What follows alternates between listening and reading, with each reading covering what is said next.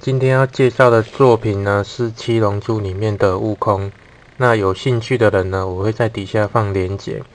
都可以去下载原设计的档案。好，那这部分呢，列印的话是不太好列印的哦，因为人物这部分呢，我需要比较多的支撑。那支撑相对的呢，你就要拆除支撑材，然后支撑材之后呢，就会有很多打磨的地方需要处理。那相对的呢，因为它整体脸呢是比较小的，所以在上面像脸部的眼睛跟眉毛这部分在上色也是不太好做处理的，所以在做这种人物型的公仔呢，是必须要花比较多的心力去制作它的。好，那有兴趣的人呢，可以去尝试看看。那我觉得这部分最难处理的地方呢是上色，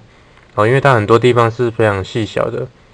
你必须要非常稳定的把你的笔拿好，